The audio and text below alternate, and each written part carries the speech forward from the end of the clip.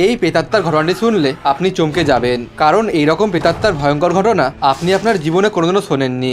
আতাপির এত শক্তি যে সে যে কোনো মরে যাওয়া ব্যক্তিকে ডাকলেই সে জীবিত হয়ে যায় এবং সে আগের শরীর ধারণ করে আবার বেঁচে যায়। আতাপি ও বাতাপির মানুষ মারার ধরন ছিল বড়ই অদ্ভুত। তারা ব্রাহ্মণদের তাদের বাড়িতে ভোজন ও আদর আপ্যায়ন করার নিমন্ত্রণ করত। যখন ব্রাহ্মণরা তাদের বাড়িতে নিমন্ত্রণ পেয়ে আসতো, তখন বড় ভাই ছোট ভাইকে কেটে খাবার তৈরি করত। খাবার নানা প্রকারের মশলা লবণ দিয়ে রান্না করা হতো। বিভিন্ন প্রকারের ভালো সুস্বাদু খাবার খেয়ে যখন ব্রাহ্মণদের পেট ভরতো, তখনই বড় ভাই ছোট ভাইকে ডাকতো, বাতাপি, ওরে বাতাপি, বাইরে আয়। আর আতাপির ডাকে বাতাপি ব্রাহ্মণদের পেট চিরে বাইরে বেরিয়ে আসতো। তারপর আতাপি ও বাতাপি মরে যাওয়া ব্রাহ্মণদের খুব আরাম করে বসে খেত।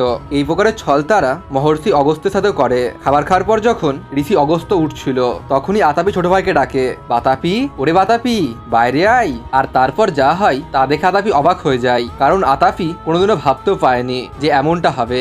ঋষি অগস্ত্য বলে, যাকে তুমি ডাকছো তাকে তো আমি হজম করে ফেলেছি। আর এটা দেখে আতাপি অবাক হয়ে যায়। তারা বুঝতে পারে যে